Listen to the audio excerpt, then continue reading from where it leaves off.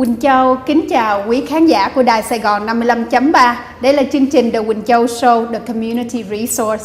Quynh Chau hôm nay có hân hạnh mời được một vị khách là bạn của Quynh Chau. Ông ta là một người business lawyer. Thì theo mấy cái chương trình kỳ vừa rồi thì quý vị rất là thấy có rất là nhiều câu hỏi mà không có kịp câu hỏi để trả lời, cho nên đây là một cái chương trình tiếp theo mà quý vị sẽ đón xem. Hi David. Well, hello. I'm glad to be back with you again today. Yes. And I look forward to many questions, right? many questions. That's correct. Quý vị biết không, thật sự ra một cái business lawyer đó là cộng đồng người Việt Nam mình rất là nhiều. Quý vị có biết là ở Texas này đó 250.000 người license in the beauty industry.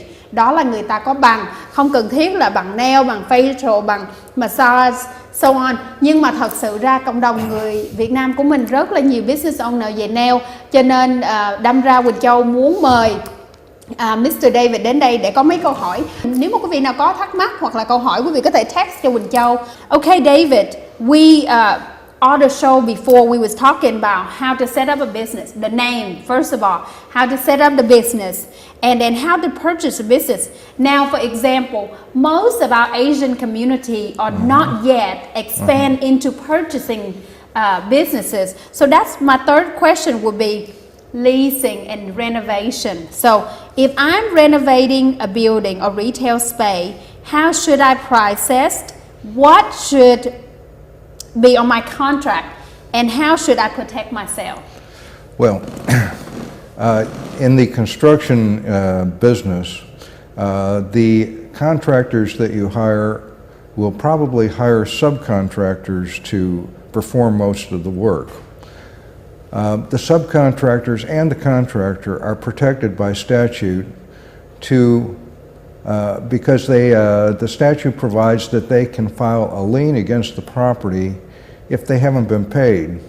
What usually happens is that you will pay the general contractor for the work that's being performed, but you need to make sure that the general contractor that you're paying has paid its subcontractors, or you could end up paying twice for the same work. How you do this is that you have a contract with the general contractor. One of the things you want to have in that contract is a requirement that before you pay him, that he is to provide you with waivers of lien from his subcontractors. Renovation là một cái mà nắm trong cái bàn tay của ông xã Dụ Quỳnh Châu từ năm 1998 tới giờ.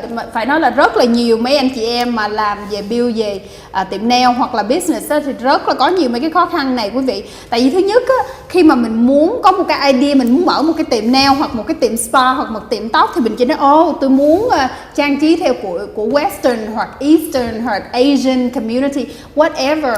Thì khi mà mình chỉ có cái idea và mình biết mình cần 4 cái ghế ở đây, 2 cái phòng facial ở đó, hoặc là tiệm tóc chỗ này, hoặc phòng quạt chỗ kia, nhưng mà mình không có hiểu sâu sắc về how to renovate.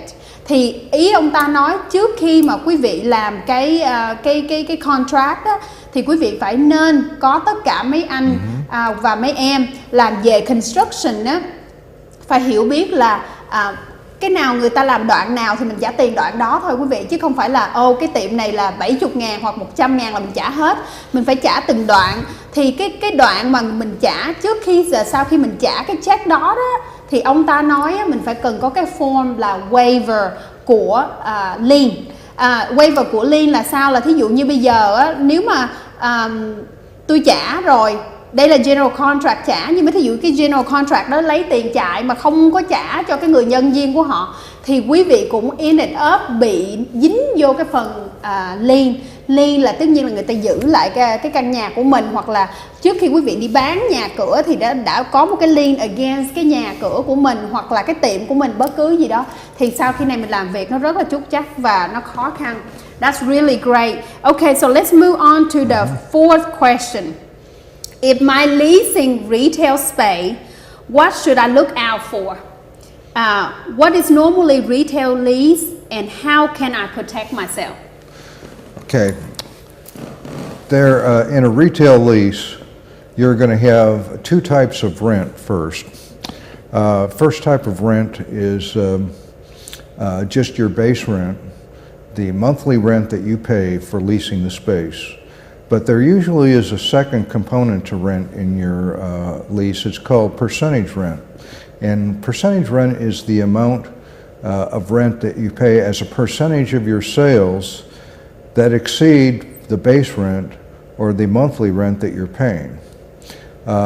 Many of the retail leases today contain provisions that says that on a monthly basis you report sales to the landlord, and if the landlord determines that the percentage is greater than the base rent that you're paying, then he will require you to pay the additional rent as percentage rent.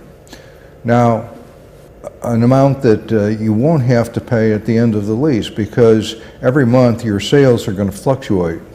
So one month you may pay percentage rent, and the next 2 months your sales will not be enough or you need to pay percentage rent. So at the end of the year, when the annual percentage rent is determined, you may end up in a situation where the landlord owes you money. In other words, the landlord has been using your money during this period of time. You need to change the lease so that the only time you have to pay percentage rent is at the end of the year, and then you determine what your total sales were for the year versus the total rent that you paid during the year and whether you owe percentage rent or not. And another thing that I'm noticing too, that not only percentage rent, but it's also triple net and taxes. Yeah, triple net. Triple net has a meaning. There's two types of leases. One is a gross lease. That's a lease where you pay a rent, specified rent, and the landlord takes care of all the bills. Yes. Most retail leases, however, what we call triple nets. What that means is in addition to rent, you're paying insurance, taxes, and CAM, common area maintenance charges that the landlord incurs on the entire center. And that is based on the percentage of the space that you occupy in the center. Như là ông ta mới nói vậy đó quý vị, nếu mà quý vị nào lease trước khi mình ký cái giấy lease, người ta nói là bút xa gà chết, thì phải nói là quý vị phải suy nghĩ là trước hết mình có cái tiền rent hàng tháng. Cái thứ hai nữa, nó có rất là nhiều loại rent, mà cái gross rent như ông ta mới nói thì đó quý vị, là tức có bao gồm hết điện, nước, bất cứ cái gì hết là cũng trả hết, cái đó kêu là gross rent. Hoặc là cái rent mà kêu là triple net, N đó, triple net như vậy đó là CAM. CAM là gì quý vị? Tất nhiên là chỗ dọn dẹp, ví dụ như common area, cái chỗ đó nó có đất, có đai, hoặc là có trồng cây, trồng cối thì landlord lo bông hoa, hoặc là cắt cây rồi làm dọn dẹp cái common area, thì cái đó based on cái total là cái cộng của cái chỗ mình mướn. Thì quý vị phải có là tiền rent nè ha, là tiền hàng tháng mà mình phải trả đó, rồi tiền thuế mỗi năm mình trả, rồi tùy theo cái county nữa quý vị, giống như có nhiều cái county mình trả thuế 2-3 city lận, cho nên quý vị phải trước khi mình ký vào trong một cái lease mình phải coi ok cái lease đó nó có phải trả thuế bao nhiêu chỗ. Và thứ ba nữa đó là triple net, là common area. This is a big question in our Asian community. Should I have employees or independent contractor, especially for nail salon or hair salon or the beauty industry? Okay, there are benefits and detriments to each situation. If you have employees, you have control over the employees. What that means is that you control the times, the hours that they work, their appearance at the salon.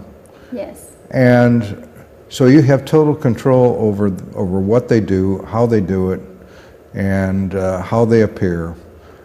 Whereas an independent contractor, you have no ability to tell them what to do. If you do, then you are kidding yourself. Violate. You really have an employee.